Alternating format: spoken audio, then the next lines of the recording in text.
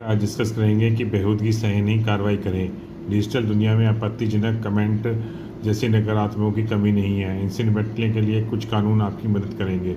कुछ लोग आपत्तिजनक संदेश भी भेजते हैं, तो इनसे कैसे निपटना है आज हम देखेंगे। भारतीय न्याय संहिता में क्या क्या कानून हैं इसके संबंध में।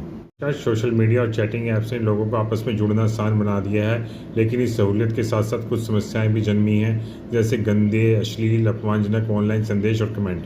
ऐसे मैसेज और कमेंट कई बार पीड़ित को मानसिक रूप से परेशान कर डालते हैं। कई मामलों में तो डिप्रेशन और आत्मघाती विचारों तक की समस्या देखने को मिलती है, क्योंकि अमूमन ये लोगों को ये जानकारी नहीं होती कि इसके खिलाफ वो कानून से मदद भी ले सकती हैं।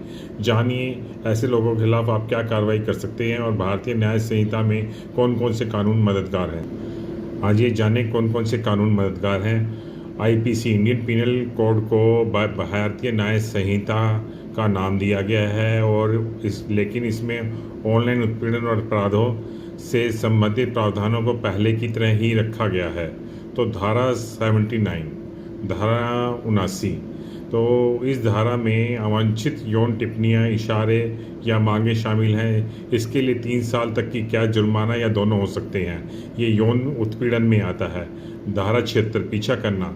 अगर कोई व्यक्ति मना करने पे भी बार बार इलेक्ट्रॉनिक माध्यमों से संपर्क करता है तो यह अपराध माना गया है। 3 साल से 5 साल तक की सजा भी हो सकती है। इसे पीछा करने में माना गया है। धारा 74, महिला की लज्जा का अपमान करना।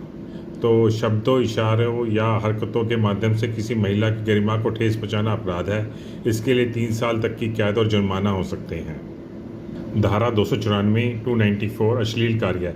यह सार्वजनिक रूप से अश्लील इशारों, हरकतों, ऑनलाइन सामग्री के प्रदर्शन पर रोक लगाती है। जुर्माना पहली बार 2000 से 5000 रुपये तक, दोबारा 5000 से 10,000 रुपये तक जुर्माना हो सकता है। धारा 294 में अश्लील कार्य के लिए।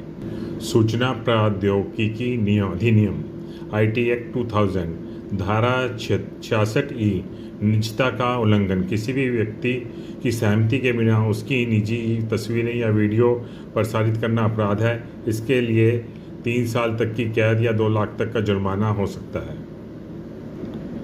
धारा 67, अश्लील सामग्री। ऑनलाइन अश्लील सामग्री प्रसारित कंटेंट प्रकाशित करने में पहली बार अपराध के लिए 3 साल तक की कैद और 5 लाख तक का जुर्माना, दोबारा करने में 5 साल तक की कैद और 10 लाख तक का जुर्माना हो सकता है। धारा 67A, यौन स्पष्ट सामग्री। अगर सामग्री में साफ साफ यौन से जुड़ी सेक्सुअली एक्सप्लिसिट कंटेंट है तो 5 साल तक की कैद और 10 लाख तक का जुर्माना हो सकता है।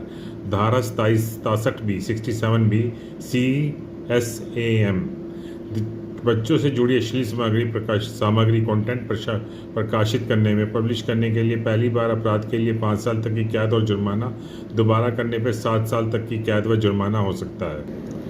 ये सब करने के लिए इससे पहले आपको ये सारे सबूत जुटाने जरूरी हैं, प्रूफ होने बहुत ज़रूरी है। आप प्रूफ कैसे इकट्ठे करेंगे ये समझें आप। ऑनलाइन कंटेंट को आसानी से बदला जा सकता है या डिलीट किया जा सकता है, इसलिए सबूत रखना बेहद ज़रूरी है। स्क्रीनशॉट, स्क्रीन रिकॉर्डिंग करें जिसमें प्रोफाइल, मैसेज, तारीख और समय साफ दिखे। चैट या पोस्ट को डिलीट ना करें। फ़ोन या कंप्यूटर में असली डाटा सेव करें। कोर्ट में पेश होने के लिए सेक्शन 63(4) का सर्टिफिकेट जरूरी है, वरना इलेक्ट्रॉनिक सबूत मान्य नहीं होगा। अगर गवाह है जिसने वो मैसेज देखा है तो उसका बयान आपके केस को मजबूत करेगा।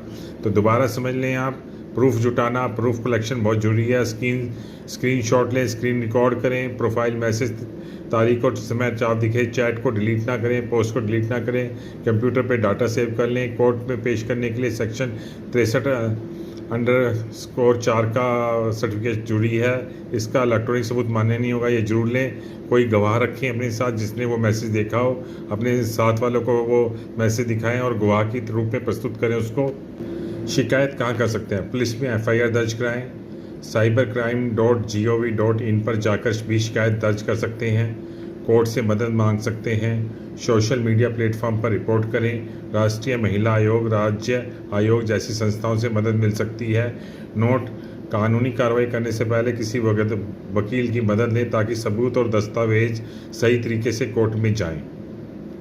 नमस्कार, एक बार फिर देख लेते हैं शिकायत कहाँ करनी है। एफआईआर दर्ज करानी है www.cybercrime.gov.in पर जाके शिकायत दर्ज कर सकते हैं। कोर्ट से मदद मांग सकते हैं, सोशल मीडिया प्लेटफॉर्म पर रिपोर्ट कर सकते हैं।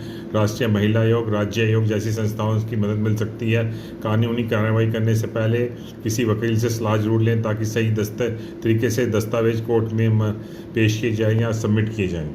आशा है आपको चैनल को पसंद करेंगे, लाइक करेंगे, सब्सक्राइब करना ना भूलें।